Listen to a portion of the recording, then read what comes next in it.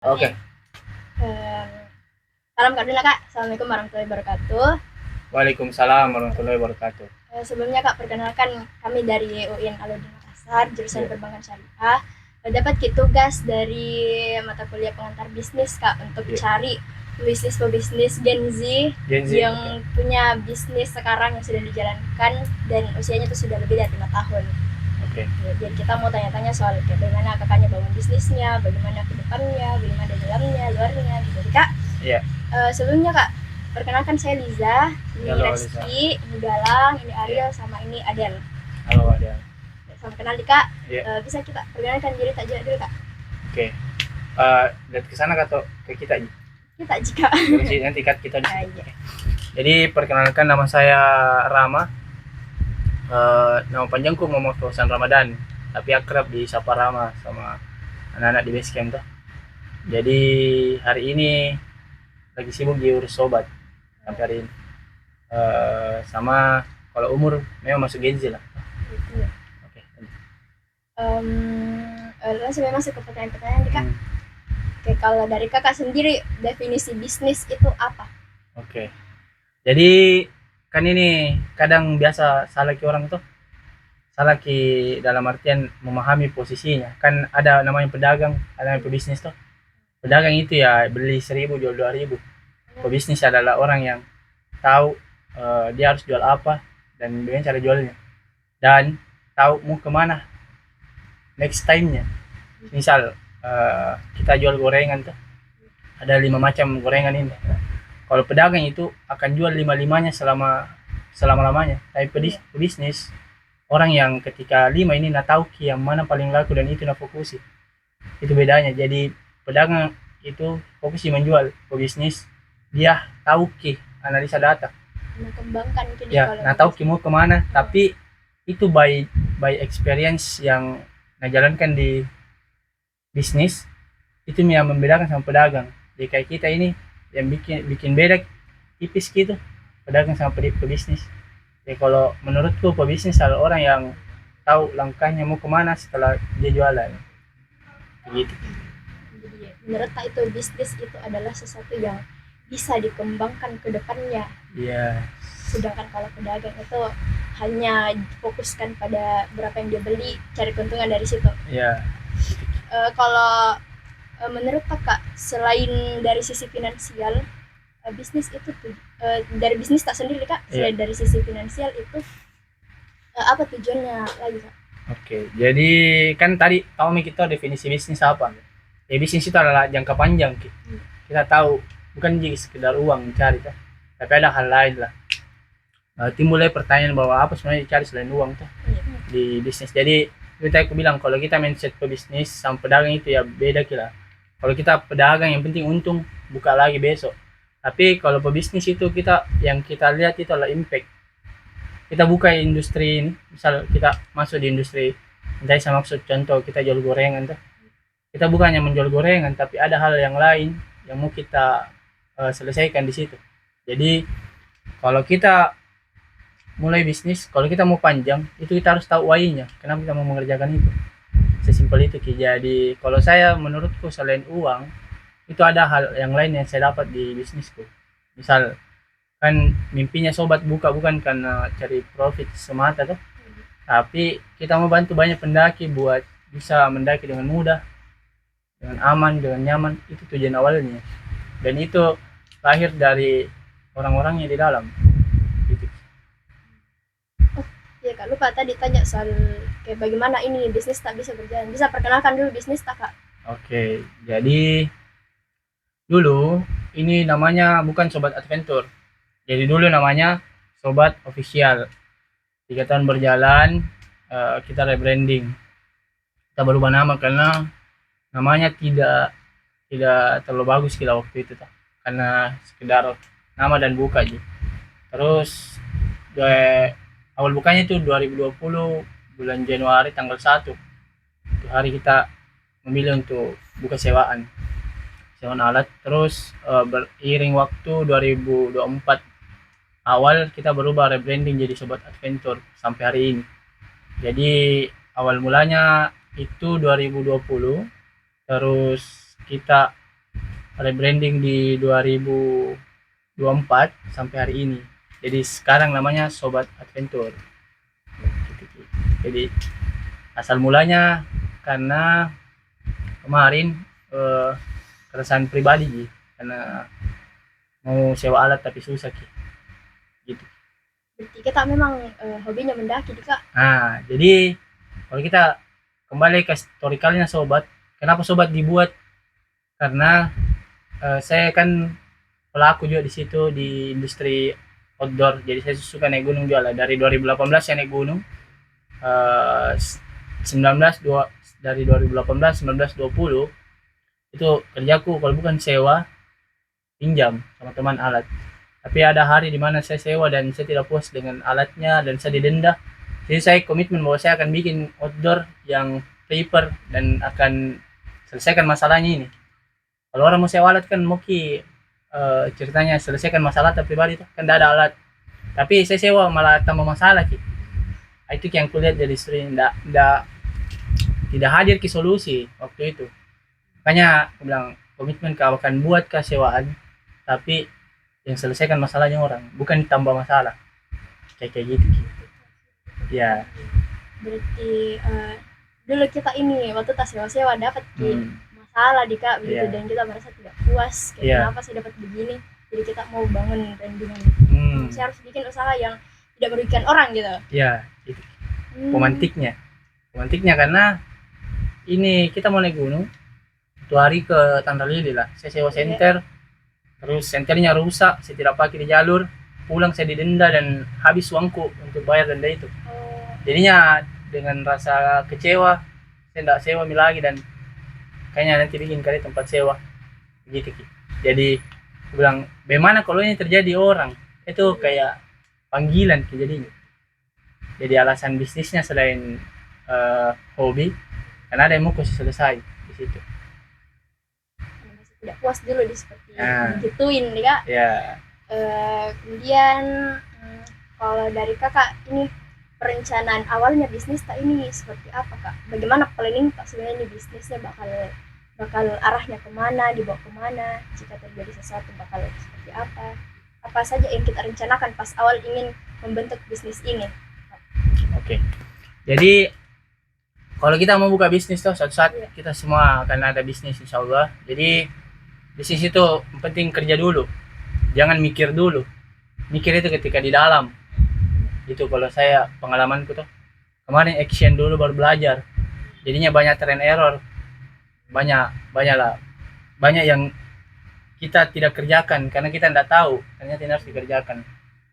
Makanya kalau kita perencanaan bisnis itu per hari ini alhamdulillah Sobat tertata pelan-pelan. Kita buat sistemnya, kita rapikan alurnya, kita rapikan datanya. Itu karena kita belajar Ki jatuhnya. Tapi kalau awal-awal kalau kita mau buka usaha ya dia ribet-ribet dulu. Pokoknya buka dulu, jualan, nanti baru perencanaan. Tapi kalau Sobat perencanaan hari ini sampai berapa tahun ke depan ini sudah jelas. Kita mau selesaikan industri outdoor di Kabupaten Goa terkhusus. Nah, kita mau selesaikan akan ada hadir rentalan alat yang bisa menyelesaikan masalahnya itu industri outdoor. Ya kebutuhan alat camping yang bisa terstandarisasi. Gitu. Itu rencana jangka panjangnya kita. Itu planning awalnya Kak. Planningnya kita mau ke sana. Kita mau buat rentalan yang proper, yang punya sistem, yang rapi, yang profesional, yang penuh norm itu standar. Kita punya standarisasi. Itu the nextnya. Per hari ini yang kita kerjakan adalah perbaiki internal. Kita perbaiki SDM, kita perbaiki keuangan, kita rancang strategi marketing, kita kelola operation. Itu jadi di bisnis itu ada 4 pilar. Kalau kita lihat per hari ini tuh di setiap usaha nanti akan ada 4 posisi yang sangat-sangat kita jaga di bisnis.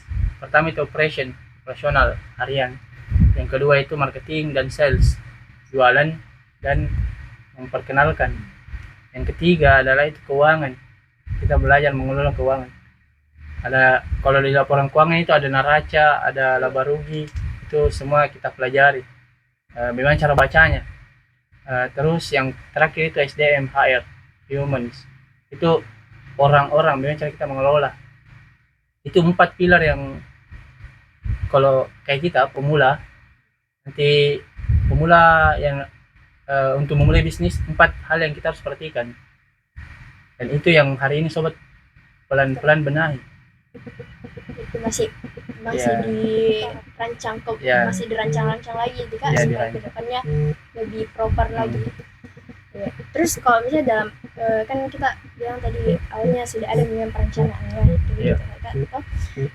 Tapi seiring berjalannya waktu mungkin ada sesuatu yang tidak sesuai dengan yang kita rencanakan, itu Oke. bagaimana tanggapan tak itu? Oke, jadi di usaha kita hari ini lagi-lagi ku jelaskan lah dari basic tuh. Jadi bisnis itu ada 3 level, foundation, growth, sama korporasi. Jadi foundation itu level bisnis yang omsetnya 0 sampai 300 juta per tahun. Kalau sobat itu masuk di level 2 foundation, kita sudah di atas 300 juta per tahun. Jadi yang prioritasnya itu sistem nih, enak kerja tuh. Jadi kita harus tahu levelnya tadi mana dulu. Kan tahun lalu sobat di foundation, berarti kita belajarnya marketing saja, kita belajar jualan. Setelah kita naik level, apa yang kita mau kerjakan lagi, kayak gitu. Jadi ada 3 level bisnis yang kita harus tahu. Setelah itu baru kita kerjakan ke isinya itu ya. Kalau kita level growth, apa yang kita mau kerjakan ya, tapi kan lagi isinya, sistem-sistemnya tuh kayak gitu modelnya. Ada yang mau bertanya lagi? Ya. Tapi terjawab yang tadi. Iya. Soalnya tanah kasih besar ke dia jelas gitu. Sebagai pemimpin, gaya pemimpin apa yang kakak terapkan untuk membangun tim yang solid, dan bagaimana cara menularkan visi bisnis kepada seluruh anggota tim? Oke, jadi ada bagi 2 ya. Jadi ini kita kan tadi kita masuk di sistem apa? Yang kita bahas itu perencanaan bisnis sama operasional dan lain-lain. Jadi ini beda lagi. Ini namanya leadership, kepemimpinan. Jadi tiap bisnis itu, kalau besok-besok kita buka bisnis, ada hal yang kita harus pelajari, yaitu leadership. Jadi leadership itu terbagi-bagi lagi. Ada self awareness. Self awareness itu kesadaran diri. Kayak misal sebelum kita pimpin orang, pimpin diri kita dulu.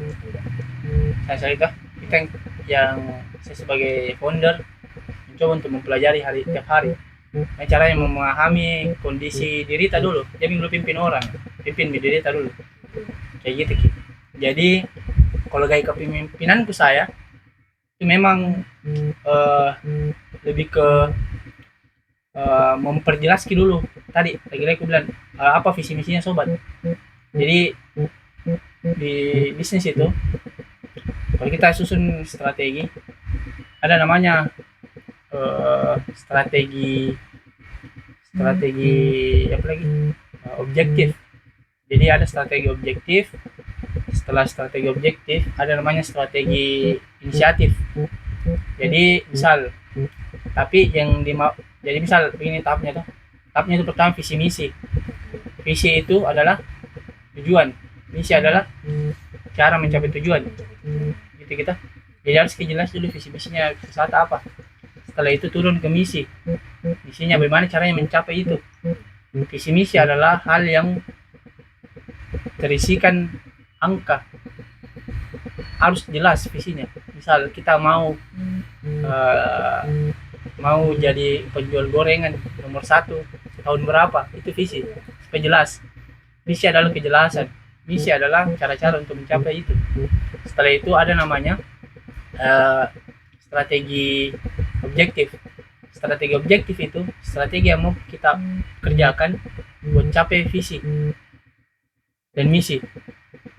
Misal kan tadi aku bilang ada 4 pilar, keuangan, operation, marketing, sales, sama HR tuh human resource. Jadi 4 ini akan menurunkan strategi objektif apa yang mau dapat di setiap divisi ini. apa strategi objektifnya. Misal di keuangan berapa omset yang Mona dapat, nah, di operation apa, bagaimana caranya menjalankan sistem operasi harian supaya lebih efektif. Di HR bagaimana caranya orang-orang yang ada di sobat itu tumbuh, mengembangkan diri. Itu objektifnya. Inisiatif ini yang banyak cara mencapai objektif untuk mensupport semua visi misinya kita. Jadi dari atas, kalau ini tidak terstruktur turun, kita tidak akan jalan di tempat. Dan itu semua itu strategi. Jadi leadership itu tentang pengaruh. Tidak bisa kita mempengaruhi kalau kita tidak jelas mau kemana. Paham tidak? Kan saya ada mimpiku misal jadi tempat sewa alat nomor 1. Itu visi yang kubawa dengan strategiku di bawah tuh. Jelas ki misinya dan jelas ki objektifku apa. Saya mau dapat omset sekian, saya mau dapat ini sekian. Itu jelas ki dan strategi inisiatif. Saya buat konten, saya apa, itu semua inisiatif yang ini yang banyak di bawah. Jadi kalau misal usaha tak besar, mimpi tak besar, usahanya harus besar juga. Jadi begitu. Jadi ada di atas, turun, objektif, inisiatif. Jadi itu yang harus jelas. Kalau saya gaya kepemimpinan adalah itu tadi. Sebelum saya pimpin orang, saya pimpin dulu diriku. Setelah itu, saya tahu saya mau kemana untuk salurkan ke timku supaya dia tahu arahku mau kemana. Dan itu semua level strategi. Sebagai pemimpin harus tahu mau kemana. Ketika dijelaskan ke tim, dia tahu gimana caranya. Kita mau ke sini, mungkin ke sana dengan cara ini dipakai. Misal kita mau ke Malino, itu visinya. Misinya adalah gimana cara ke sana. Objektifnya adalah pakai motor atau ya mobil. Terus di bawahnya lagi, di mana kita dapat itu motor? Disewa atau dibeli? Gitu ki modelnya. Jadi harus jelas dari bawah sampai atas. Biar tim itu tidak bingung sama leadernya. Mau ngapain ini sebenarnya leader? Kalau dia marah-marah kita jadi bingung juga. Gitu ki. Karena semakin kita jelas, semakin kita bisa berpengaruh. Jadi kalau saya leadership adalah pengaruh. Ketika saya kerja, semua ikut kerja. Cara tak mempengaruhi orang juga. Ya, bagaimana itu leadership adalah bagaimana caranya mempengaruhi orang supaya dia kerjakan bukan karena kita suruh, tapi karena dia mau. Oh iya. Ya. Karena dia tahu alasannya. Iya. Hah? Karena kalau misalnya dia kerja karena disuruh atau karena Tuhan, biasa sesuai itu saja. Jadi tidak ada hal yang baru. Makanya tugasnya leader adalah menyampaikan tiap hari apa sebenarnya mimpinya. Kan saya bilang sama nenek, saya mau bantu sebanyak-banyaknya pendaki. Bantu saya untuk itu. Gitu. Kan jelas kiwainya. Iya. Kenapanya? Karena muka bantu orang. Iya. Oke, selanjutnya budaya organisasi seperti apa yang coba kakak bangun di Sobat Adventure? Langkah spesifik apa yang dilakukan untuk menjaga budaya tersebut agar tidak tergerus? Oke. Jadi di bisnis sebenarnya saya breakdown lagi dulu. Jadi bisnis itu ada visi misi, ada filosofi, ada budaya, ada nilai-nilai. Itu harus ada. Kalau kita memang pebisnis, kita harus punya itu. Ya besok-besok mungkin buka bisnis, susun dulu itu. Apa yang nilai-nilai yang kita pegang? Nilai-nilai itu yang kita percayai, tapi orang lain tidak perlu percaya juga. Karena itu kepercayaan tak. Contohnya agama, tidak bisa dipaksa orang itu, tapi itu kepercayaan tak. Kalau misal budaya itu adalah apa yang ada di dirinya founder, pemimpin. Itu yang pasti ngalir ke timnya. Misal saya budayaku kerja keras, bukan kerja pintar. Jadi timku secara naluri akan ikut itu karena budayanya itu. Jadi kalau POV ku, budaya lahir dari founder, dan founder harus menuliskan itu apa nilai-nilainya, nilai-nilai yang ada di dirinya. Misal budayaku adalah budaya kerjasama, ya kalau kita ada masalah ya sama-sama kerja. Budayaku kerja keras, bukan kerja pintar. Misal budayaku on time. Saya nggak suka orang yang misal ya nggak menghargai waktu lah. Itu budaya yang saya pegang, dan itu harus sampai di timku dengan aturan, dengan KPI. KPI itu penilaian, dengan SOP. Telat segini, ini punishmentnya. Kalau dia tepat waktu, ini rewardnya, ini hadiahnya. Jadi ada. Itu Kak kalau telat ki apa punishment. Oke.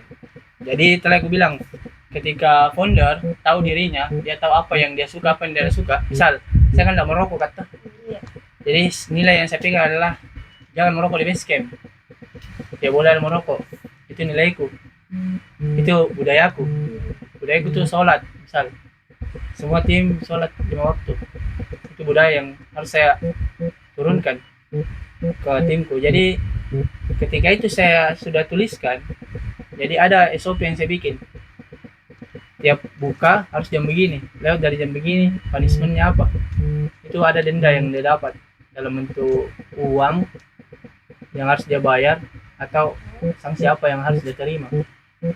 Jadi setiap aturan harus ada punishment dan reward. Tidak boleh punishment saja, harus ada reward. Kalau dia berhasil, apa dia dapat. Kalau dari kita Kak, kalau misalnya ada yang berhasil mencapai sesuatu gitu, Iya. apa reward yang kita berikan untuk dia? Jadi rewardnya itu diatur lah di depan. Mulai dari aku bilang, tugasnya founder adalah menyusun ketika dia melanggar apa, ketika dia tidak melanggar apa. Jadi kalau di sini tidak melanggarnya dapat, kalau melanggar dia dapat di sanksinya, di denda. Ketika dia tepat waktu, itu dapat uang juga, jadi dapat bonus bahasanya. Jadi dia punya bonus yang bisa cair ketika dia disiplin. Enak dong. Ya, gitu. Jadi kalau dia tidak disiplin, bonusnya tidak cair. Nah, itu lagi di bisnis akan ada nanti. Tadi aku bilang visi misi, filosofi, budaya, nilai-nilai. Ini akan ada nanti SOP-nya. SOP-nya akan ada nanti KPI-nya. Jadi SOP-nya adalah cara mengerjakannya, KPI cara menentukan dia berhasil atau tidak. Gitu. Kak, strategi apa yang paling efektif Kakak gunakan dalam merekrut dan mempertahankan karyawan yang berkualitas? Strategi untuk mempertahankan tim atau merekrut. Iya Kak. Oke, strategi merekrut dulu ya. Merekrut itu kita ada alur, namanya alur rekrutmen. Mulai dari cek kebutuhan, kualifikasinya apa, caranya sebar player di mana, cara seleksi online offline sampai dia masuk jadi tim. Itu semua landasannya dari tadi ya, aku bilang budaya dan segala macam, nilai-nilai dan visi misi. Jadi cara merekrutnya begitu gitu. Jadi kita seleksi melalui tahap-tahap tadi yang kita sudah tentukan. Jadi dia harus lolos tahap berkas, tahap wawancara, tahap interview, atau apalah pun, tahap wawancara online ataupun offline, kayak gitu. Jadi tugasnya founder bagaimana caranya membuat strategi orang yang sampai di ujung adalah orang yang betul-betul dia cari. Gitu. Bagaimana kriteria orang yang kita rekrut? Nah, cara kriterianya lihat dulu posisinya apa.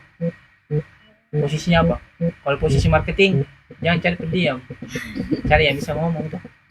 Misal posisi keuangan ya, jangan yang ribut, yang diam-diam saya karena dia cuma depan laptop. Gitu. Jadi kita lihat dulu posisinya apa. Jadi kan tiap manusia itu beda.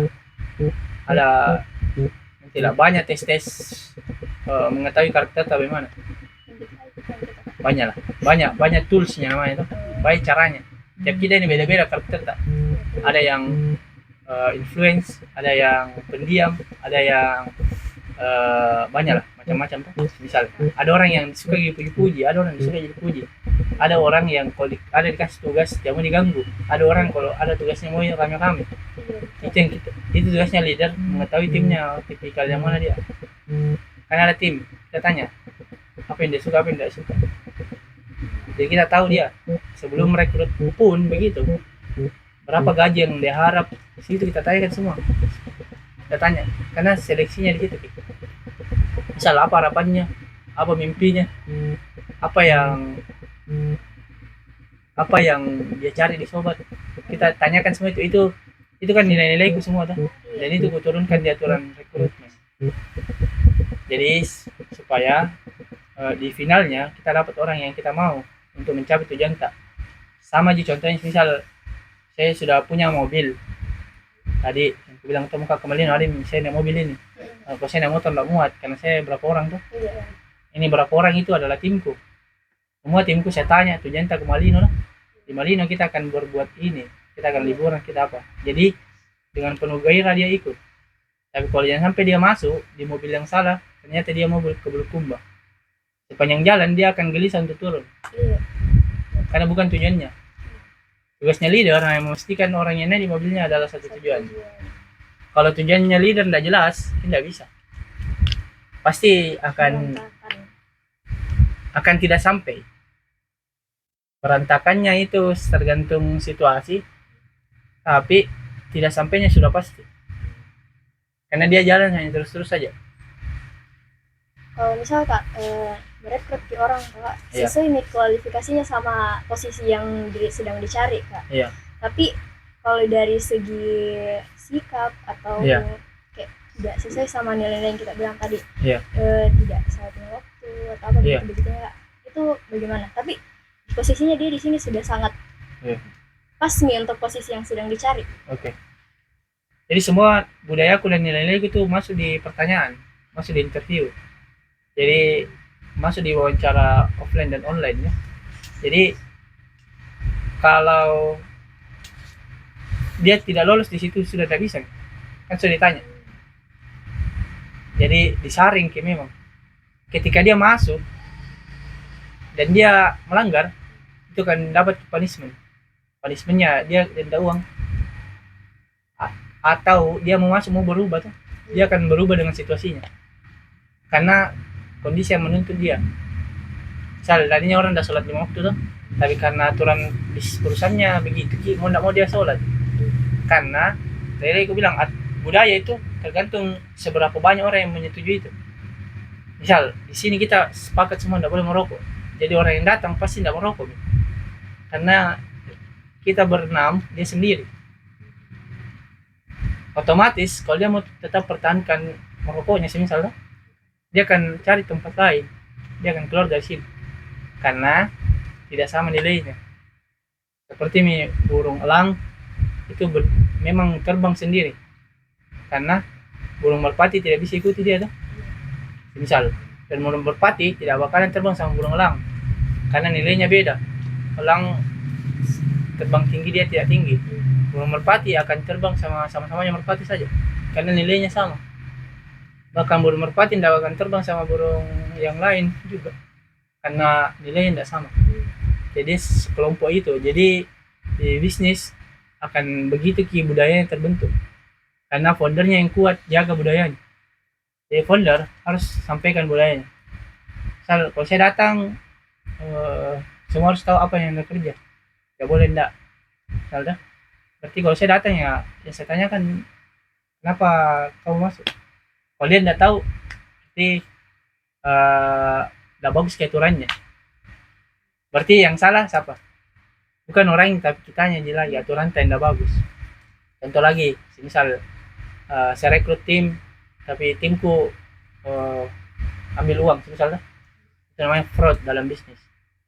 Fraud, yang salah siapa?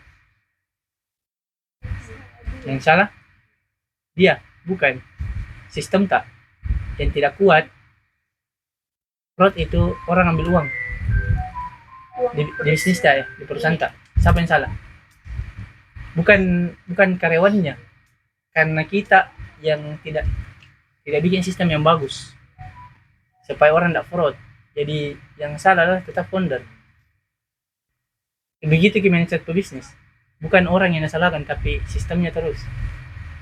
Salah ada timnya tidak masuk tuh, tidak disiplin. Bukan timnya yang salah, tapi aturan yang kurang ketat. gitu. Tapi kalau dari kita kak lebih kita pentingkan ke skill atau nilai-nilai.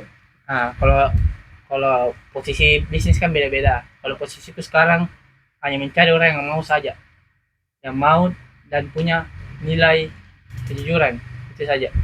Jujur, kalau pintar atau tidaknya itu saya bisa latih. Kalau bisnis sudah besar, saya tidak mungkin lebih cari orang yang pintar karena saya butuh kecepatan. Tapi kalau bisnis masih kecil kayak kita, misalnya begini, itu yang kita cari adalah orang yang mau bantu dulu kita. Nilai-nilai yang pegang hanya satu, kejujuran. Itu saja, tidak ada yang lain. Nilai-nilai yang harus saya pegang. Ya kalau suruh pilih orang pintar atau orang jujur, tidak boleh dua-duanya tuh. Iya. Saya lebih pilih orang jujur. Lagi. Ada juga itu nilai-nilai Islam. Dan ngerti ya. Ini tahun tidak bertanya? Enggak, Kak. Oh, belum ke bagiannya. Iya. Terus Keadilan. Apa lagi? Di sini. ini sebentar, Selain Noah bertanya juga. Tadi selain gaji dan bonus menjawab tadi bilang jalan-jalan, refreshing. Iya. Ya, jadi lanjut ke pertanyaan yang lain. Apa lagi? Ada Oke, Lisa lagi. Adil. Noah. Adil. Ariel Noah. Oke. Saya beli sini ya.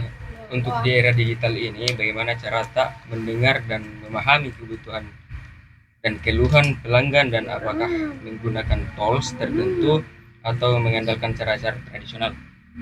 Oke, jadi masalahnya ini adalah bagaimana cara tak menyesuaikan diri di era digital dan bagaimana cara tak mengolah datanya, Iya. data customernya. Coba ulangi pertanyaan. Belum terjawab. Oke. Untuk di era digital ini, toh Kak, Iya. bagaimana cara tak mendengar dan memahami kebutuhan dan serta keluhan keluhan pelanggan. pelanggan dan Jadi itu loh yang jadi pisah Ki. Jadi kebutuhan dan keluhan itu terbagi. Ya bisa disamakan karena beda Ki laporannya nanti. Kebutuhan adalah yang dia minta customer tak. Jadi kita harus tahu siapa sasaran customernya tuh. Terus kita harus baik customernya yang menanyakan apa kebutuhannya. Begitu Ki. Jadi misal pertanyaan pertama tadi, dia cara tak di era digital, dia cara tak tahu kebutuhannya customer. Dia tanya customernya apa maunya. Jadi kita ada survei. Misal 100 pendaki yang kita minta feedback buat isi form tuh, Iya. kita pertanyakan semua apa yang kita tanya, apa yang dia butuhkan di situ. Tahu juga di era digital ini ada yang komplain customer, kita kasih ruang juga untuk dia feedback. Jadi karena komplain adalah informasi, hal yang paling mahal di muka bumi adalah informasi. Per hari ini kenapa kita ada di posisi ini, karena satu, kita tidak tahu informasinya. Paham? Jadi sempenting itu Ki informasi. Ya kalau ada orang feedback Ki, nama-nama kita terima. Itu informasi yang nak kasih Ki. Dan itu adalah yang paling mahal. Daripada orang customer tanah puji-puji jadi terus. Tidak mungkin ada tumbuh tuh. Ya enggak, jalan di situ-situ aja. Kalau dia feedback, dia marah-marah, dia komplain, dia apa, itu informasi, hal yang mahal dan tidak bisa dibeli. Karena itu kejujuran Iya. dari customernya langsung. Sisa kita sang founder tim yang bisa melihat yang mana yang jujur yang mana tidak. Caranya ya lihat Ki kasusnya apa. Ya, sampai ini orang muji dikasih gratis terus. Jangan mendengar. Si promo. Ya, atau karena memang ini customernya di era digital kan begitu. Iya. Dia bisa komen di YouTube, dia bisa rating di Maps bebas sembarang, dia bisa teror kita di konten, dia bisa cerita kita di temannya lewat kontennya. Itu di era digital yang bahaya. Makanya tugasnya tim sobat, kalau ada komplain, selesaikan komplainnya baru layan customer lagi. Ada komplain 1, ada customer 100, komplain 1 dulu kita selesai, baru layan yang 100. Karena satu ini di era digital sangat bahaya Ki. Bisa Ki jadi bola muntah yang langsung gol, orang bisa percaya. Karena jangan sampai kita kita kasih kecewa orang yang ternyata dia punya banyak followers, Iya. dan followers itu percaya apa yang dia bilang ini orang. Influencer. Yes, itu yang bahayanya. Jadi tugasnya kita memastikan semua komplain yang masuk, mau online offline, itu kita tahu arahnya kemana. Jadi misal toh besok-besok kita punya usaha terus ada komplain, terus kita tidak tanggapi, coba kita di posisinya customer tak, pasti kita akan kecewa tuh. Iya. Kenapa saya tidak tanggapi nih, saya komplain ini loh, karena kita takut dinilai jelek sama customer tak. Sedangkan customer kasih hal yang paling berharga di muka bumi, adalah informasi. Begitu Ki, modelnya. Bahan perbaikan diri. Yes. Jadi tergantung kita lihatnya dari mana. Sobat sampai hari ini masih banyak komplain, masih ada. Sampai hari ini kita komplain, tapi kita komitmen untuk jadikan itu bahan untuk ya nanti saya perbaiki. Intinya di era digital, kalau ada komplain tanggap cepat sebelum dia bikin status, sebelum dia rating di Maps, kan tidak bisa kita hapus. Iya. Jadi dulu ada contoh kasus sobat di rating jelek di Maps. Jadi tugasnya timku cari, kan dia email, cari siapa nomornya ini, terus tanya apa masalahnya, terus kasih solusi supaya dia bisa hapus rating Maps ya. Gitu.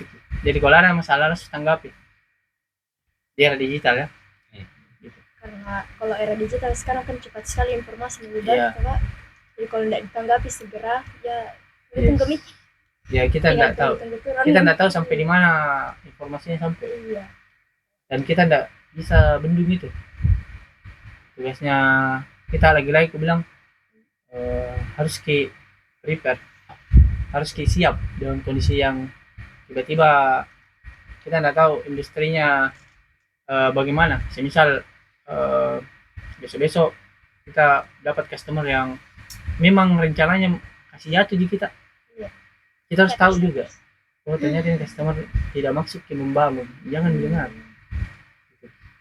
Mau terus tidak apa untung di sobat, karena kalau dia komplain dikasih lagi voucher, kalau dia komplain dikasih lagi bonus, dikasih lagi gratis, itu kan kita harus perhatikan. Jadi tadi aku bilang pisahkan antara kebutuhan sama komplain, karena ini dua data yang beda. Kebutuhan adalah data sales, komplain adalah feedback dari customer service, gitu Ki.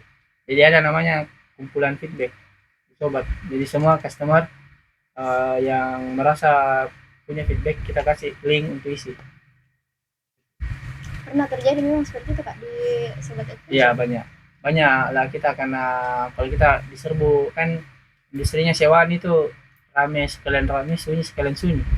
Ya kalau rame banget kita tidak bisa tangani semua, banyak orang komplain, Kak saya sudah berapa kali ke sana dari sepatunya ya, kita tidak bisa juga ini, Kak saya sudah sewa tapi sampai di sana ternyata kosong, ternyata tim yang lupa simpankan alatnya.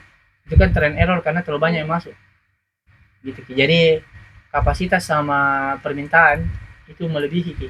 Jadi biasa di situ Ki masuk komplain. Kalau kayak Kak, kayak banyak orang yang kayak komplain demi voucher dan gitu-gitu, memang pernah terjadi di sobat event Kak? Sampai hari ini belum Ki. Tapi itu akan jadi ancaman Ki. Karena begitu ji model komplain. Kalau bukan sekali bagus sekali jelek. Gitu. Tidak ada di tengah-tengah kalau komplain. Kalau orang dia kasih feedback sekali jujur Ki atau sekali tidak jujur, tidak ada bilang begini boleh, setengah-setengah boleh, Agak jujur sedikit. ya tidak bisa. Ada lagi pertanyaan? Iya, masih ada. Oke. Dari semua data pelanggan yang bisa dilacak secara digital, metrik atau data apa yang paling berharga untuk pengambilan keputusan pemasaran? Oke, jadi ini lagi tadi kan aku bilang database namanya tuh. Tadi itu ya data kebutuhan sama komplain. Ini lagi masuk di apa lagi? Data yang paling penting buat jualan ya berarti ya. Pertanyaannya berarti data apa yang paling dibutuhkan buat mengambil keputusan tuh. Keputusannya itu bisa jadi penjualan supaya kita bisa beli alat ini atau beli alat itu tuh. Jadi data yang paling kita butuhkan oleh sobat itu banyak sekali data.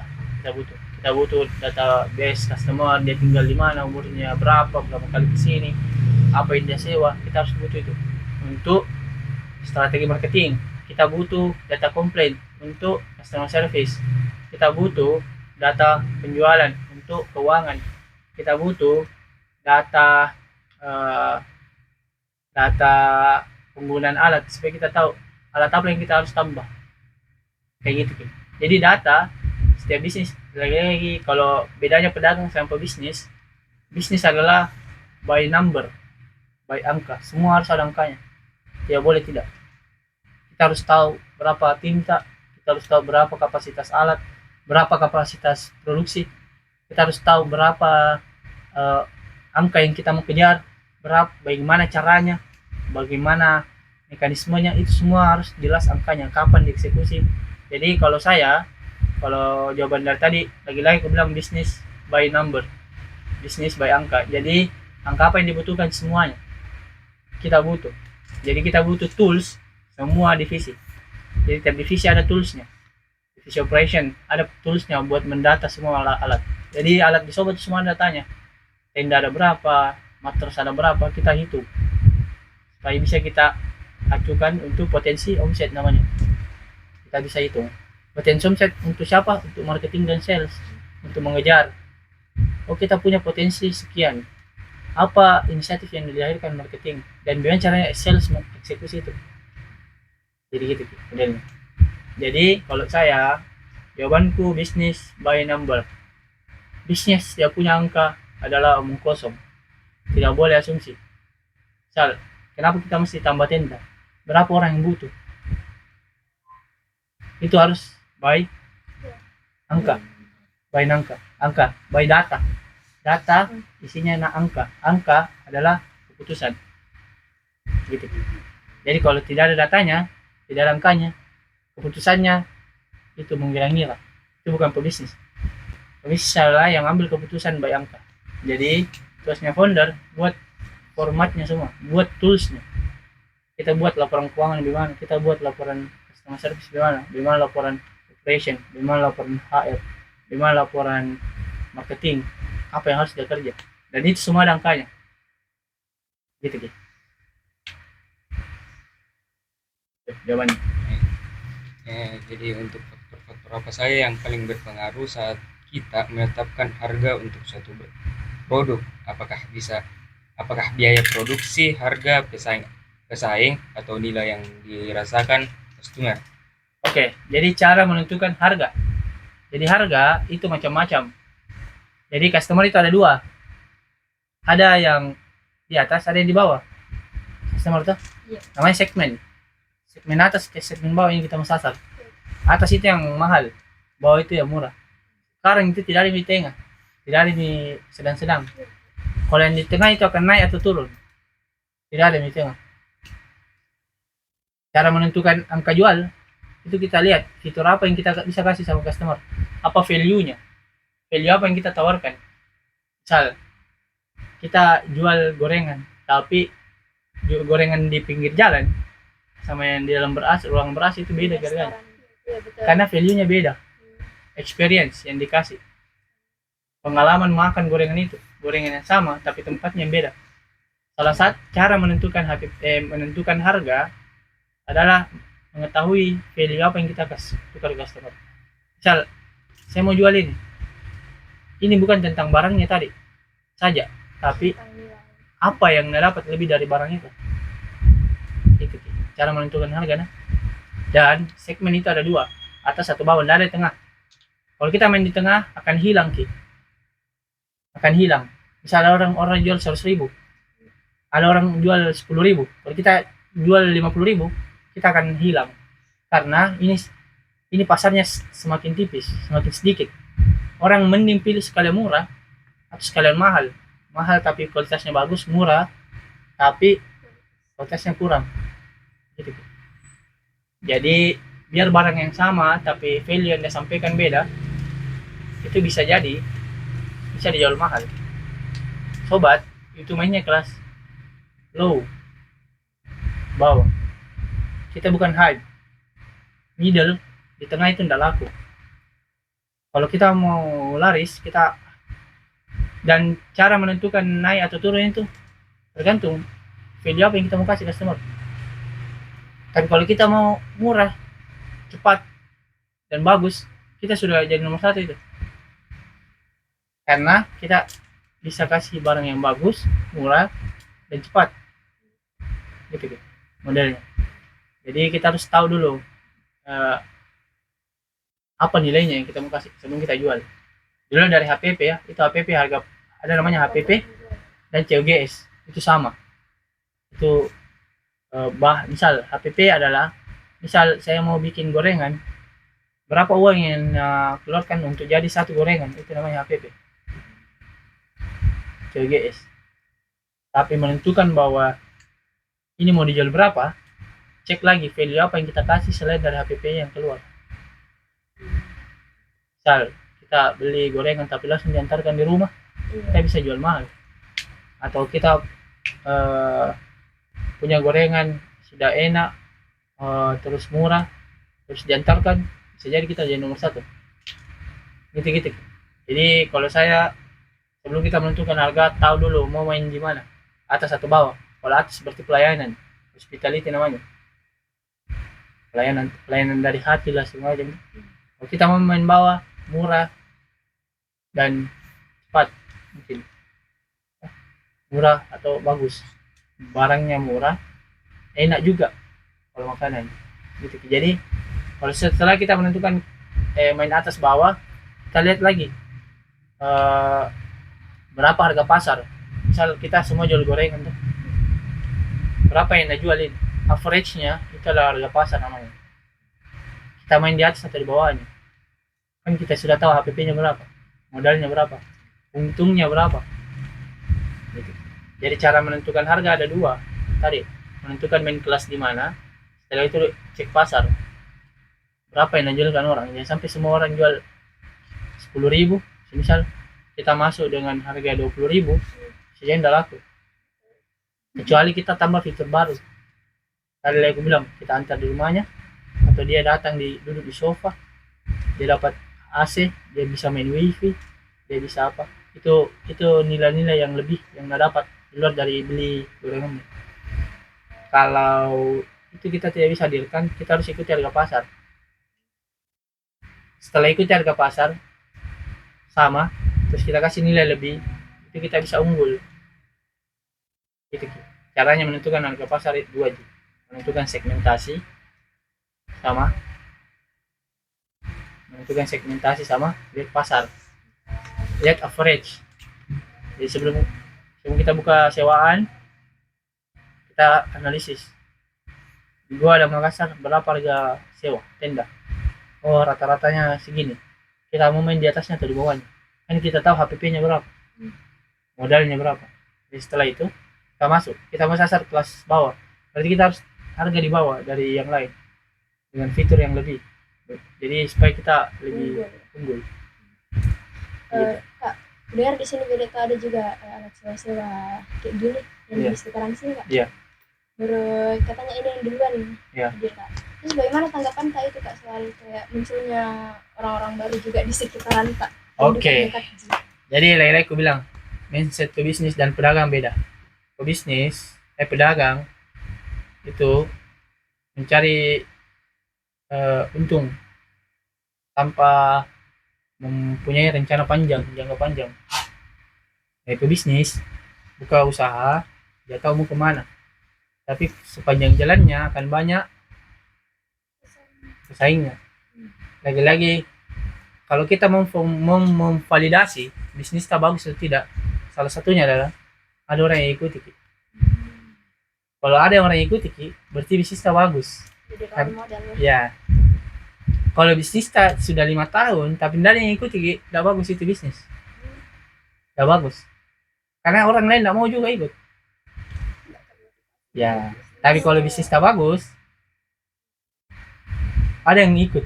Kalau itu tanda yang bisa kita ukur. Oh, saya bagus. ada buka yang lain. Apa? Kan tujuan tak bantu orang. Iya.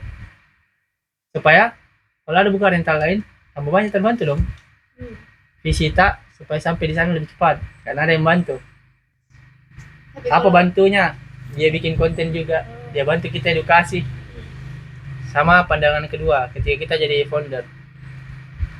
Ketika kita jadi founder, ada pebisnis yang buka bisnis lagi yang sama, modelnya model bisnisnya sama, lokasinya sama. Kita lihat dari sisi mana dulu. Kalau saya lihat jadi baby shark, hiu kecil yang selalu gigit kayak dari bawah. Jadi kalau misal saya lagi malas-malas tuh, ada baby shark tuh, kompetitor. Kalau dari kompetitor, kalau dari gairah aku kerja. Iya.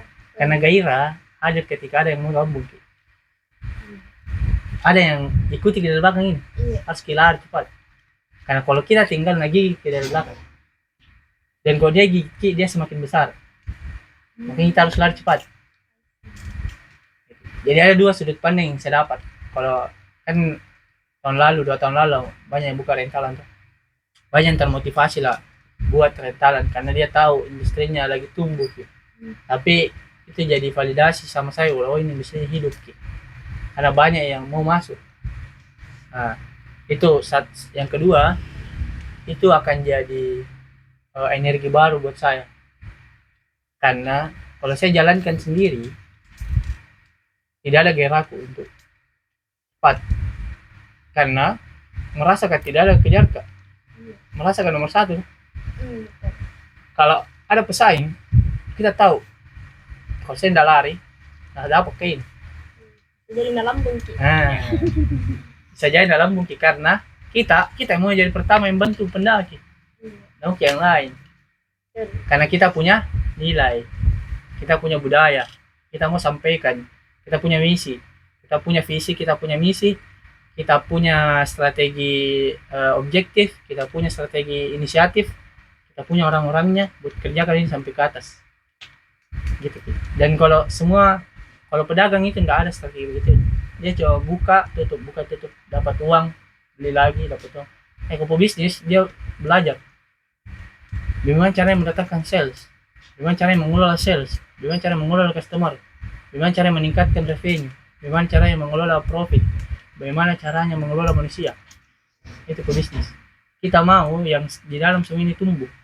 Saya tumbuh, timku tumbuh, bisnisku tumbuh. Karena satu yang kita tuju, mungkin kebermanfaatannya banyak ini bisnis. Kita mau banyak bantu pendaki. Karena why-nya jelas di founder. Kembali ke visi. Nah, visinya. Kalau visinya tidak jelas, turunannya susah. Kalau foundernya bilang uang, visinya uang, jadi semua dia halalkan. Curi customernya orang, kasih alat rusak, dia beli alat tidak bagus, dia beli alat apa, dia mencuri atau mungkin apa. Dia apapun itu, yang penting kan goalsnya uang. Tapi kita kan goalsnya kebermanfaatan. Jadi kita pastikan visinya turun disaring sama budaya dan nilai-nilai yang kita pegang sampai turun ke eksekusinya. Gitu. Karena kita mau ajarkan bahwa naik gunung itu bukan di anak yang berandalan, tidak sih.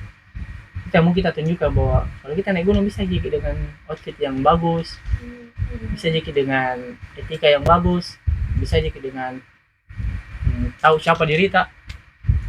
Karena lagi-lagi kalau kita kembali ke why itu kenapanya, sobat, saya mau tiap Gen Z itu tahu dirinya. Kenapa Gen Z tidak tahu mimpinya? Karena dia tidak tahu siapa dirinya. Lagi-lagi ulang tadi self awareness-nya. Bagaimana cara kita dapat self awareness? Ke alam. Kalau kita kembali ke alam, misal kita naik gunung, orang takut akan diam dan dia tahu dirinya penakut. Dengan itu dia melatih untuk berani. Kalau dia tahu dirinya, dia bisa susun mimpinya. Kalau Gen Z per hari ini tidak tahu mimpinya, hari ini dia scroll TikTok saja. Karena dia buang-buang waktunya. Karena dia tidak tahu mau kemana. Itu modelnya. Dan itu semua dilatih. Lagi-lagi dasar dari semua itu adalah self awareness, kesadaran. Sadar saya mau kemana. Sadar waktuku berharga. Sadar bahwa waktuku tidak panjang, sadar bahwa ada mimpiku. Dan itu semua tidak bisa kalau kita tidak kenal diri tak. Lagi-lagi aku bilang sobat akan jadi gerbang untuk orang tahu dirinya, dan setelah dia naik gunung dia pulang dia susun mimpinya sendiri.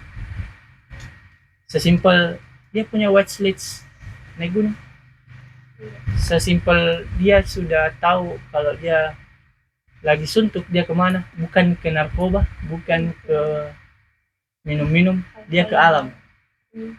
Ya itu ki wainya. Karena per hari ini kalau kita belum punya gairah untuk hidup, belum pikir punya semangat untuk bangun pagi deh gitu, karena kita nggak tahu dia mau kemana. Jalani saja dulu hidup. Ya karena bilang ada gitu itu. Ikut alur. Nah, kata-kata ada gitu bakalan tidak ada ujungnya, bakalan tidak ada. Ikuti aliran sungai. Ya karena ikan mati yang ikuti sungai itu. Kalau ikan hidup dia lawan kayak itu, dia lawan. Kalau makanya aku bilang pastikan kita lawan gitu sungainya. Dan caranya melawan itu memang berat. Kita harus belajar tiap hari, kita harus upgrade diri tiap hari, harus rajin ketemu orang walaupun tidak mood. Tapi ya itulah Itu yang perjalanan. membangun. Yes, Diri kita.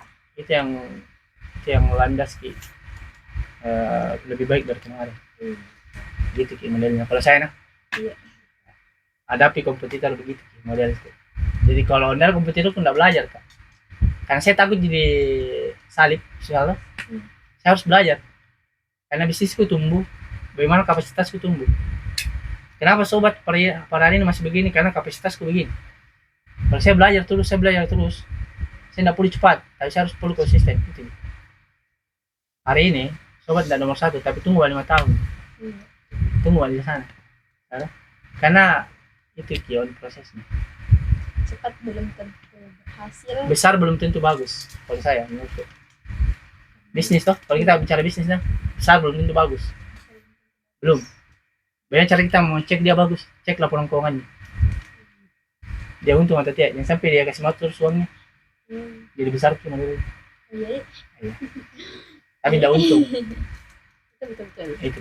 Jadi itu yang bedanya pedagang sampai bisnis. Pedagang, makanya pernah ndak lihat penjual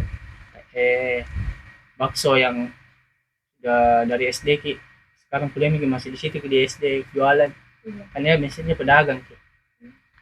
Kalau pebisnis ya harusnya tahun pertama Seharusnya ada di restoran.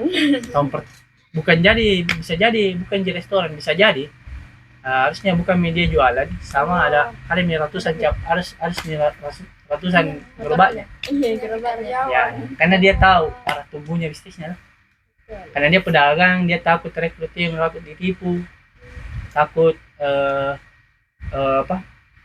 takut rekrut tim karena takut tidak bagus kerjanya, takut rekrut tim karena nanti hasilnya beda, Tidak sesuai dengan yang dia inginkan. itu semua belief, kepercayaan yang terkunci. Itu namanya fixed mindsetnya kita yang ini yang bagus, padahal belum tentu itu. Caranya ya banyak belajar. Pada hari ini misal rekrut tim itu hal yang sangat berat karena kita percayakan bisnis kita ke orang. Saya enggak itu. Kalau itu bukan karena self awareness, kesadaran diri bahwa saya mau besar. Kalau saya sendiri saya tidak bisa besar, makanya saya harus berani rekrut orang. Walaupun suatu hari mungkin ada timku yang pergi, walaupun saya yang kuajari, saya yang kulatih, saya yang kasih sekolah, tapi itu resiko jadi pebisnis. Kita harus terima itu. Kalau saya lihat kasih kompetitor. Sebagai bahan berkembang juga. Pokoknya baby shark, yang kecil dalam hidupku.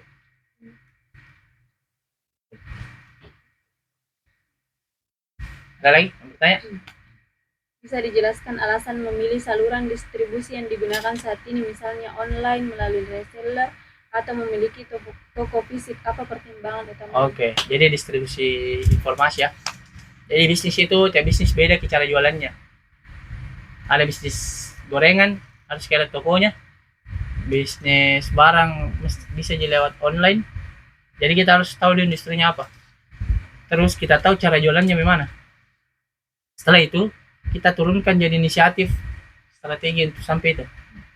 Misal kita kan saya jualan outdoor tuh. Outdoor itu harus konten. Itu distribusinya dia. distribusinya. Kapan dia ada konten, udah sampai ki. Udah sampai ki jualannya, dia bisa jualan. Jadi kita harus tahu dulu, kan customer tadi depan. Ini namanya objektif. Objektifnya itu customer tuh. Customernya bagaimana modelnya? Di mana tinggal, apa yang kerja, berapa umurnya, apa behaviornya, apa kebiasaannya. Setelah kita tahu, kita susun strategi untuk dapat dia. Kita bikin konten, kita kasih dia voucher, kita bantu kegiatannya, kita ajak dia kolaborasi atau apapun itu melalui online dan offline. Lagi-lagi offline dan online itulah strategi marketing. Dan itu semua dipakai, tidak ada tidak. Strategi marketing online dan offline harus jalan. Offline apa? Kita bagi stiker, kita kasih voucher, kita pasang spanduk, itu offline. Online apa? Kita kasih ads, kita pakai KOL, kita bikin konten. Dan itu bukan pilihan. Jadi jangan pakai atau, tapi dan. Marketing offline dan online, bukan marketing online atau offline. Jangan pakai atau, tapi dan. Bisa diceritakan satu contoh risiko signifikan yang pernah mengancam kelangsungan bisnis dan bagaimana cara mengelolanya? Bagaimana proses identifikasi risikonya? Oke, jadi risiko tiap bisnis ada. Jadi kalau bisnis, kita bicara bisnis dong, namanya risk and reward. Risk adalah risiko, reward adalah hasil. Hadiahnya apa?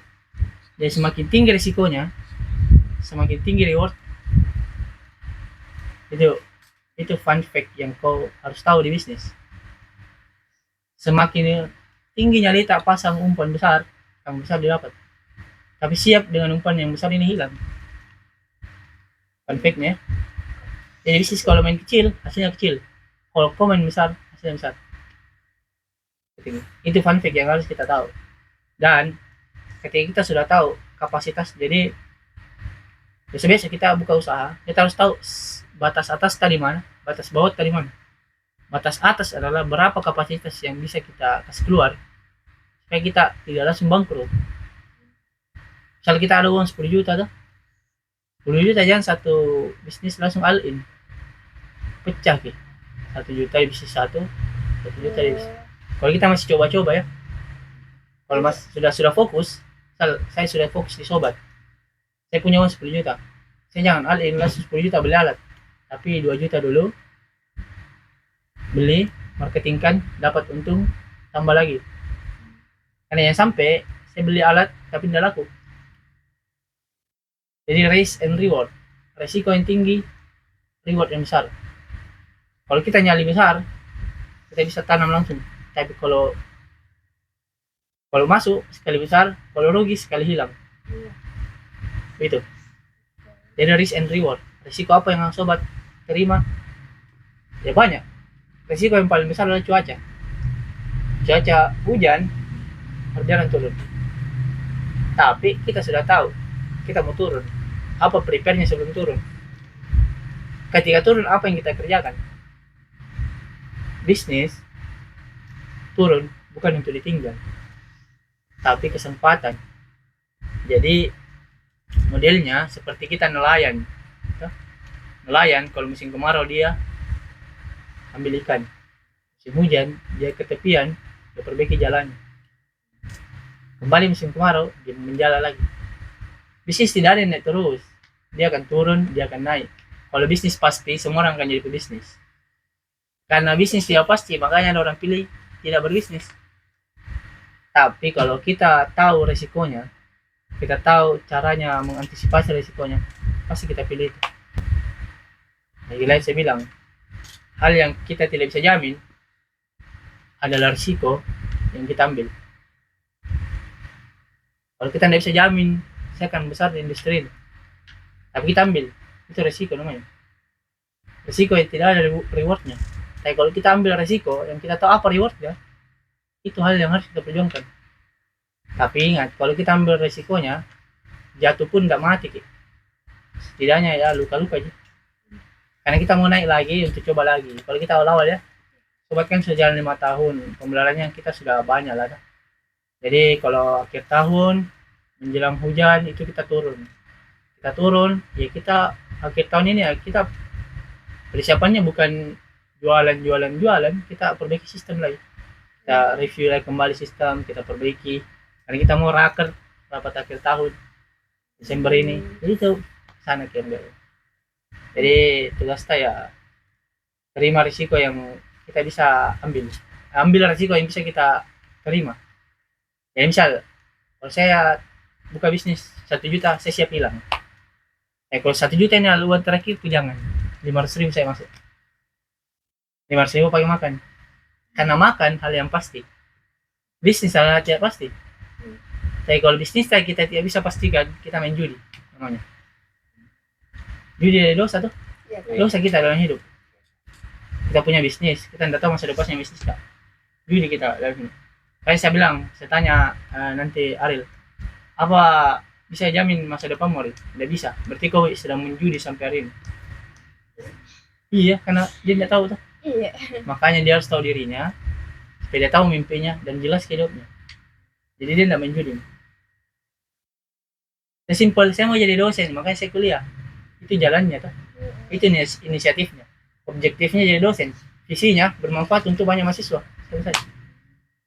Jadi kita harus turunkan apa visi dalam hidup kita yang paling besar. Saya mau berdampak banyak mahasiswa untuk ajari bisnis. Misinya adalah belajar segala macam tuh untuk cara itu. Tapi objektifnya jadi dosen.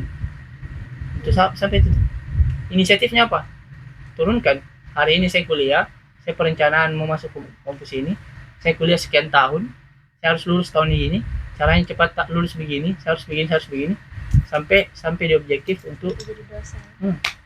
Jadi per hari ini kalau kita tidak tahu visi tak, turunnya susah. Kita harus tahu dulu apa mimpi besar tak. Kan saya satunya mimpiku, mau bikin brand lokal, outdoor. Tapi jalanku lewat sini. Ini inisiatif yang kuhadirkan. Inisiatif sampai di objektif, saya bikin brand outdoor sewaan dulu. Nanti inisiatifnya lagi bikin brand lokal lagi. Sampai di tahap punya brand lokal nasional, mainnya nasional. Brand lokal yang main nasional.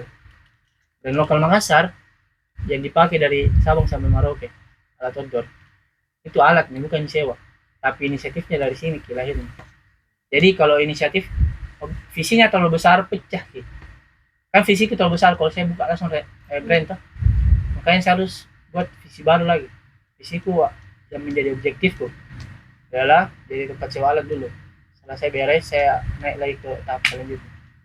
Jadi begitu Ki. Kalau hari ini siapapun di sini, kalau dia tidak tahu mimpinya, sampai hari ini dia berdosa dalam hidupnya. Kan dia main judi Pak. Iya.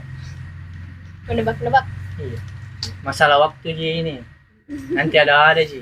Dilihat nanti. Dia sampai dilihat. Tidak bisa. Hari ini kita ditanya apa mimpimu? Kau tahu? Saya mimpiku 2028 saya mau jadi tempat alat outdoor nomor 1 di Makassar. Clear masalah tuh. Tahun ini saya kerjain. Itu namanya inisiatif. Objektifnya ada, visinya ada. Tek turun. Gitu. Jadi pulang dari sini kalau kita mau buka usaha, buat dulu visinya apa, misinya apa, objektifnya apa, inisiatifnya apa. Inisiatif ini yang harus terus berganti, harus kan banyak. Tadi kita lihat kita harus ikuti digital, kita harus segala macam dah. Ini inisiatif yang tidak boleh kaku. Tujuannya yang harus tetap satu. Inisiatifnya yang harus berubah-ubah. Yang harus banyak. Misal tadi aku bilang, saya mau berdampak untuk banyak mahasiswa untuk ajari bisnis. Itu visi yang paling tinggi. Misi, objektif, dan inisiatif itu yang kita susun turun. Inisiatif banyak. Kita bisa lewat dosen, kita bisa lewat bangun kampusnya mungkin, atau Les-lesan. bebas. Kita yang penting kita berdampak sama mahasiswa itu jelas. Kalau saya mau bermanfaat banyak sama anak pendaki, karena saya dapat mimpiku lewat jalur naik gunung. Saya mau anak muda aja punya mimpi. Saya hari ini bergairah belajar, bergairah sharing, bergairah bangun bisnis karena saya punya mimpi. Dimana saya dapat mimpiku karena saya sadar diriku apa. Saya sadar, saya self awareness. Saya sadar utuh apa yang saya mau. Jadi saya tidak main judi. Gitu. Betul. Jadi kayak pelajaran. Makasih Naga. Iya, Sangat ini bermanfaat. semua saya akan share ke banyak orang. Saya nanti saya antre doakan saya bisa ke kampus-kampus. Amin. Oke, apa lagi? Jika bisnis ini memiliki visi untuk go internasional, negara atau pasar mana yang menjadi pertimbangan dan apa analisisnya? Oke, jadi tadi aku bilang saya akan next Oke, bukan 10 tahun lagi lah atau berapa tahun lagi. Jadi saya punya brand lokal lah, namanya nasional. Arahnya ke sana ke nasional, bukan di global ya. Banyak banget. Alarmmu. Nanti kita kasih sih. Alarmnya anak itu jam 8 harus check out. Harus absen dia. Sebenarnya kerjanya kalau jam berapa? Bukan. Jadi dari pagi harus jelas apa yang dia kerja satu hari. Dia bangun jam berapa, dia sholat, kapan dia masuk kerja, kapan dia kuliah. Harus namanya checking check out. Jadi tiap kita harus tahu bangun gini harus apa di kerja. Kalau kita tidak tahu kita tidak bergairah. Gitu Ki.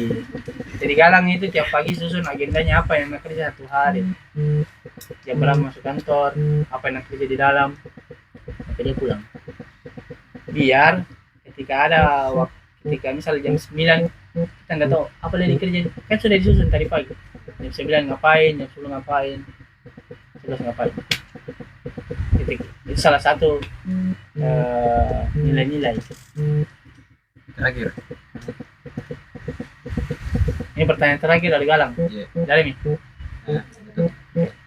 Dari semua perjalanan yang telah diceritakan, apa satu kesalahan terbesar yang pernah dilakukan dan pelajaran berharga apa yang diambil darinya?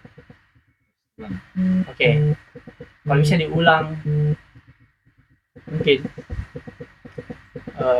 muka lebih cepat dapat dari mimpiku. Karena mimpiku saya dapat terlalu lama. Sebenarnya waktu umurku 15 tahun mungkin lebih enak gitu. Karena aku dapat 2 tahun yang lalu sih. Makanya per hari ini masih di sini Kak. Coba itu 5 tahun yang lalu mungkin. Karena tidak sadarkan sama diriku sendiri apa aku mau. Jadi aku bilang karena tidak kutahui diriku. Jadi bisa diulang. Pembelajaran yang aku dapat adalah muka cepat dapat mimpiku.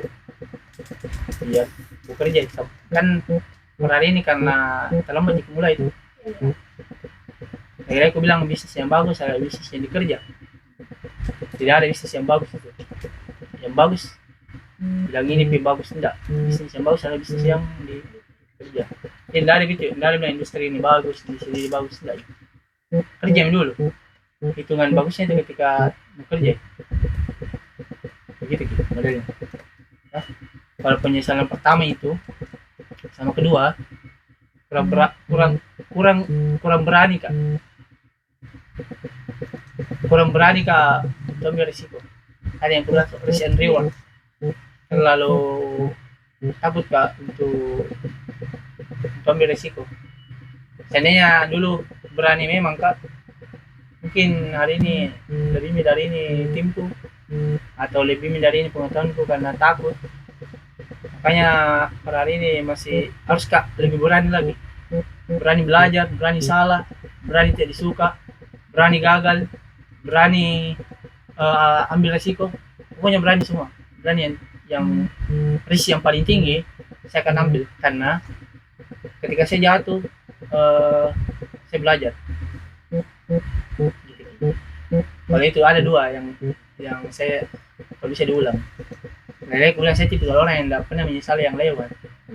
Aku kan makanya aku bilang kalau kita mau udah banyak kelewatan ya harus belajar cepat.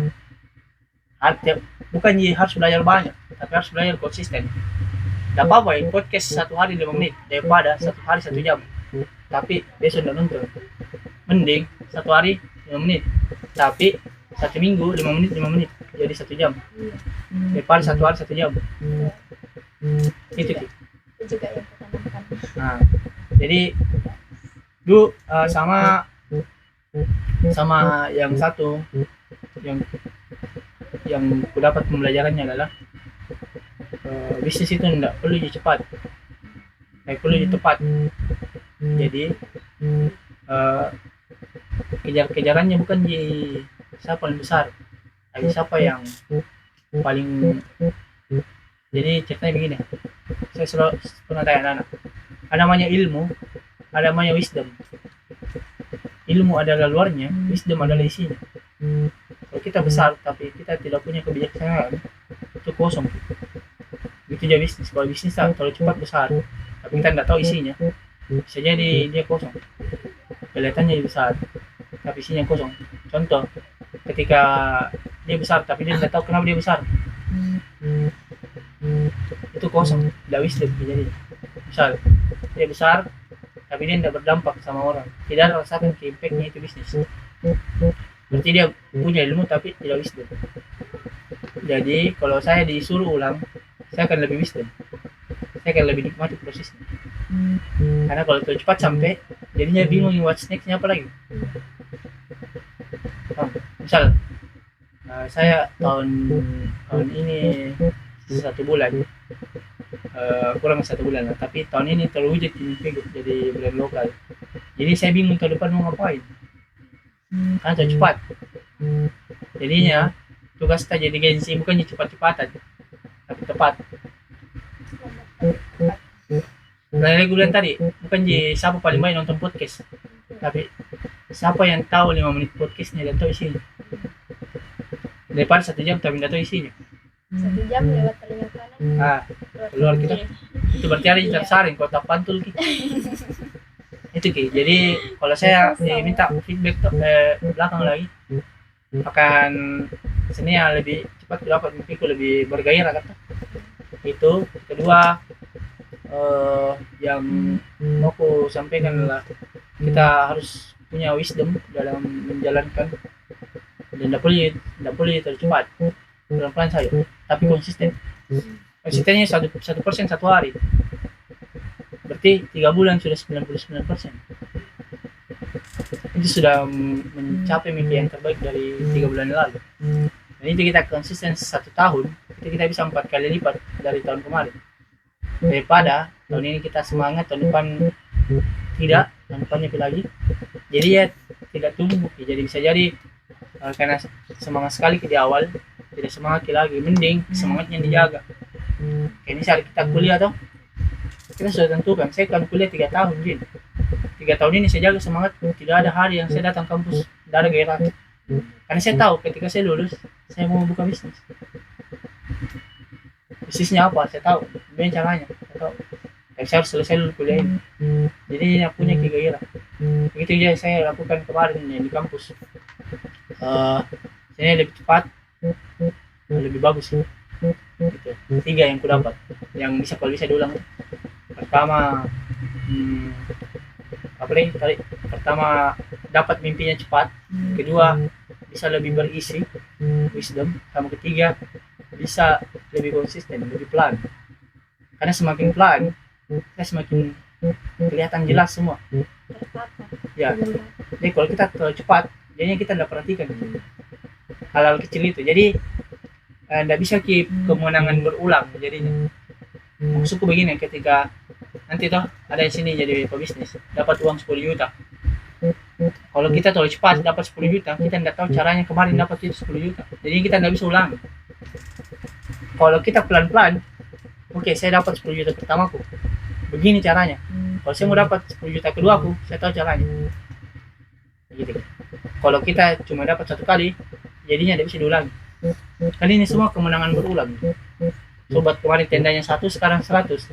Karena kita tahu 1 ke 10 bagaimana, 10 ke 20 bagaimana. Kita bisa ulangi terus, tapi itu kan butuh waktu. Dia bisa cepat, karena kemarin waktunya gitu. Jadi kalau kita sudah tahu caranya, bisa diulangi dengan cara yang sama. Namanya kemenangan berulang. Kemenangan, menang lagi, namanya kita tidak main judi. Menang lagi, karena kita tahu ini perputarannya lalu kemana. Saya tahu, karena selama kita berputar kita tahu apa yang poin 1 apa, poin 2 apa, poin sampai 10 apa. Begini, kalau kita cepat, kalau begini toh, kalau kita cepat, kita tidak tahu angka 9-nya di mana, angka 7-nya di mana, apa dibikin. Jadinya kemenangannya cuma 1 kali. Begitu. Jadi 3 yang paling bisa diulang. saya kan lebih cepat dapat mimpiku. Supaya saya bisa prepare. Waktuku terbatas. Sama kedua, saya akan lebih wisdom. Saya akan lebih bijaksana. Yang ketiga, saya lebih konsisten. Saya tidak panas. Ya, kayak misal awal-awal semangat sekali tuh, Iya. pas di tengah turun lagi. Jadi semangatku kan setiap manusia semangatnya beda-beda tuh. Semangat tas 100, jangan kasih habis di awal. Pakai sedikit-sedikit. Pakai sedikit-sedikit. Kalau capek istirahat dulu, jangan habis tengahnya. Tapi pastikan tiap hari belajar. 5 menit podcast 5 menit, belajar 5 menit, tahu satu hal yang baru setiap hari. Itu saja, terus tiap hari konsisten. Karena itu akan jadi namanya kaki bola salju. Dia akan sendirinya besar. Kayak gitu. Dan isinya padat. Dan susah hancur. Itu kalau bisa diulang nah. Ada banyak hal yang kelewati sampai hari ini. Misal saya tidak ikuti tim, saya biasa di luar karena saya mau terlalu cepat tuh. Kan saya punya mimpi bisnis, saya punya mimpi pribadi tuh. Karena mau cepat kejar ke semua, makanya saya tinggal bisnisku, saya kejar mimpiku. Saya tidak tahu memang prosesnya bisnisku bagaimana. Karena saya kejar lagi mimpi yang lain. Saya satu-satu dulu.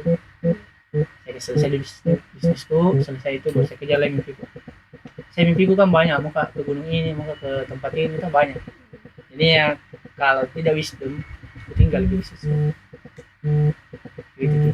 Karena kemarin tahun-tahun lalu itu begitu Kak, tidak wisdom. Tidak aku tahu, tidak aku ikuti pertumbuhan. Ada setahun yang kutinggal, ada yang beberapa bulan yang kutinggal. Ada hal yang orang lain tahu, saya tidak tahu. Karena orang yang kerja tuh Terlewatkan. lewat, jadinya besar tapi tidak bisa diulang. Nah, saya itu 3 yang Gen Z harus tahu sih hal itu. Cara dapat mimpi ya sadari dulu diri. Ya, caranya ya cari di mana kita titik terendah Kak. Ini gunung. Kita lagi capek-capeknya, kita lihat itu sama kita. Kita lagi takut-takutnya, kita tahu sama kita. Dan itu semua di gunung, hindarin tempat lain. Kita kembali. Kalau saya, karena kalau di tempat yang nyaman kita kadang tidak kenali diri kita. Karena banyak hal yang tersembunyi di situ. Kalau kita dalam kondisi tersesat, kita minta tahu tersesat, kita bernama ini, kita tahu siapa yang emosional, kita tahu siapa yang bisa kontrol emosi, kita tahu siapa yang pemarah, kita tahu siapa yang penakut, siapa yang kajili-jili, kita nggak tahu. Dan itu semua keluar karena kondisi yang kayak jeruk. Kalau kita peras jeruk, dia akan bilang jeruk ini manis. Kalau kita peras dan kecut, itu yang keluar. Karena itu isinya. Dan tidak bisa diperas kalau dari segini. Tidak diremas kita. Dan itu remas itu adalah situasi. Kalau kita selalu halus-halus jadi tidak keluar isinya. Kan kalau kita tahu kita tahu tuh apa yang kita lakukan supaya manis ya, tambah gula. Kita tahu apa yang kita harus lakukan. Nah, kita tahu diri tuh. Misal hari ini saya pemalas, kenapa saya pemalas? Saya tidak tahu mau kemana. Tidak tahu goals gitu. Tugas tak cari goals, setting goals. Setelah kita punya goals, saya tahu diriku punya mimpi, apa objektif. Bagaimana cara aku dapat pakai apa ke sana? Terus bagaimana cara aku dapat itu? Jadi selalu bertanya kenapa. Jadi kalau saya nanti tahu besok 5 tahun lagi lah kita semua punya mimpi lah. Kan beda lagi menjalani hidupnya beda gitu. Misal tadi Ariel mau pulang cepat-cepat tuh karena dianggap kuliahnya itu beban. Coba dia anggap kuliahnya adalah bagian inisiatif untuk dapat objektif. Pasti dia tidak enak kerja. Karena tahu setelah ini mau kayak ini. Ini ada ini. Yes. Karena dia tidak tahu. Makanya jangan ya lagi-lagi aku bilang hari ini kenapa kita tidak pernah sampai karena kita tidak tahu mau kemana. Karena begini hidupku, hidup bagaimana kan mau jadi orang kaya, berapa angkanya? Saya mau dibagikan orang tua, bahagia bagaimana ini maksud? Itu harus jelas, itu namanya visi. oh kasih naik haji ya tahun berapa kasih naik haji, bagaimana cara mau dapat uang untuk pergi haji, apa yang kau kerjakan, itu kan visi, misi, objektif, inisiatif. Visinya adalah pergi haji, toh, kenapa mesti itu, ini poin-poinnya turun. Setelah itu objektifnya lewat apa, bisnis. Toh, terus inisiatifnya apa, kita harus jualan tuh, biar dapat uang. Jadi ya saya jualan untuk dapat visi itu tuh. Karena jelas ki mimpinya, kapan sampai di objektif gitu, misal dari inisiatif sampai objektif gitu. Jadinya kosong, tidak wisdom. Tapi ketika visi naik ke misi dan ke objektif naik ke visi dan ke misi, itu kita kerja dalam penuh gairah. Karena kita tahu mau kemana. Misal tahun depan saya mau pergi umrah misalnya, saya tahu 1 tahun nanti saya cari uang untuk apa, pergi umrah tuh. Objektifnya apa, lewat sewaan, itu alatnya, kendaraannya ceritanya. Inisiatifnya apa, jualan, belajar, kelola keuangan, kelola SDM, jaga hubungan sama tim, biar tim kerja biar dapat duit bisa ditabung, bisa pergi umrah. Itu karena jelas, makanya kali bangun deh mau pergi umrah, bangun deh maka pergi haji sama orang tua, bangun deh maka berdampak di industri outdoor, bangun deh maka bantu anak pendaki punya mimpi, bangun deh itu ya. Karena kadang biasa Ada alasan untuk bangun. ada why-nya, kenapanya. Karena kadang kenapa generasi muda hari ini ini nanti materi yang saya bawa di Kala Institute, saya mau bawa materi di sana. Itu ada 3 tahapan yang kita harus pahami, apa, bagaimana, dan kenapa. Apa itu salah, apa sobat, itu tempat sewa alat, itu apa, bagaimana itu adalah bagaimana caranya kasih sewa, tapi kenapa kita mengerjakan ini, karena muka bermanfaat untuk pendaki buat dapat mimpinya. Dengan apa dia sadar dirinya dulu, jadi why-nya jelas. Jadi apa, bagaimana, kenapa. Apa itu adalah apa yang kita kerja, misalnya apa itu kuliah. Hah? Itu apanya tuh kuliah, bagaimana lah ikuti pelajaran. Kenapa saya harus kuliah? Karena visi jalan, visinya apa, Ada goals, ada Iya. tujuan. Karena kalau sampai bagaimana jadi tidak bergairah gitu. Betul. Misal sampai apa kuliah, iya, itu apa namanya, apa sama dengan kuliahnya, bagaimana lah ikuti mata kuliahnya. Kenapa saya mengerjakan kuliah dan saya harus masuk kuliah? Karena bukan dicari orang, tapi dicari kita. Karena saya mau berdampak sama mahasiswa yang banyak, sebanyak-banyaknya mahasiswa. Jalannya lewat sini.